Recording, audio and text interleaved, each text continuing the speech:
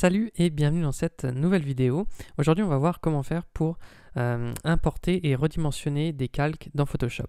Donc pour ça j'ai simplement créé un nouveau document et donc là l'intérêt ça va être d'importer des images dans ce document et pas à côté, puisque vous voyez que si je fais fichier ouvrir, là j'ai une fenêtre qui s'ouvre, mais si je double-clique ici, eh bien ça m'ouvre le document dans un nouveau document, alors que moi ce que je veux c'est vraiment l'ouvrir dedans.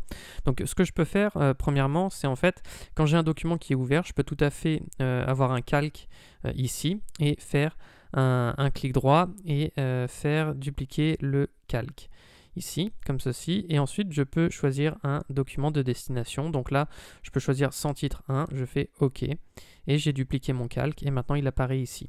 Alors il apparaît, mais il est encore très grand, on va voir juste après comment faire pour les redimensionner. Je vais le masquer en attendant, et on s'en resservira juste après. Sur ce document, ce qu'on peut faire aussi, on pourrait faire un commande C, ou CTRL-C sur PC, donc c'est nouveau depuis Photoshop CC 2018.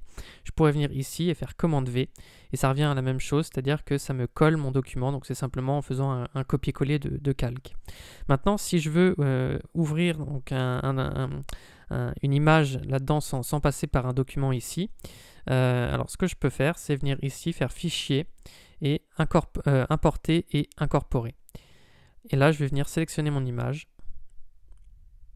Toc. Et là, voilà. Là maintenant, je peux l'importer. Alors là, vous voyez que j'ai des poignées de redimension qui sont ici. Donc ça me permet de redimensionner par défaut mon image quand j'importe une image comme ceci.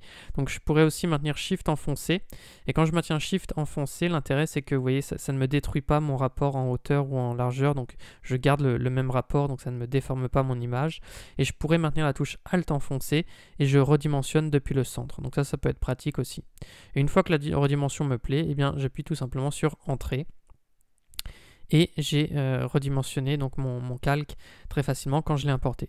Je pourrais aussi faire, si je le supprime, ce que je pourrais faire, c'est encore plus facile, c'est venir ici, c'est ce que je fais le plus souvent.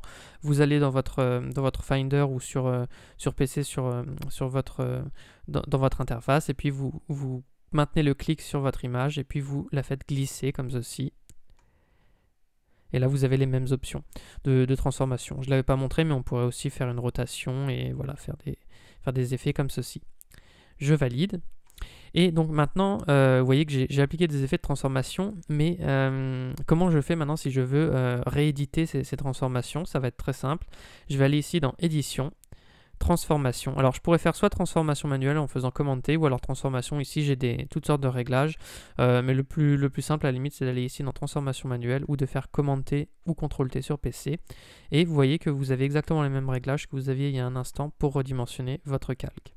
Donc voilà, ça se fait très facilement. J'appuie sur Entrée, ou alors je pourrais valider ici, et je redimensionne mon calque. Donc si je voulais redimensionner celui de tout à l'heure qui était vraiment très grand par rapport à mon document, alors je dézoome parce que sinon j'y vois rien, donc je dézoome avec le trackpad que j'ai sur l'ordinateur. Sinon vous pouvez utiliser ici la loupe en faisant plus ou moins.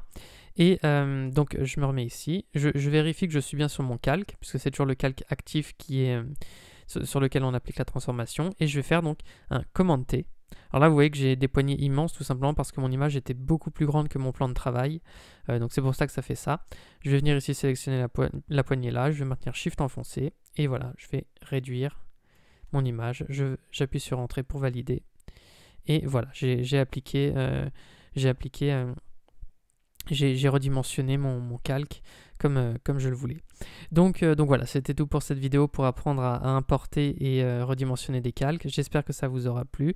Si vous avez des questions à ce sujet, vous pouvez les poser dans l'espace commentaire, j'y répondrai.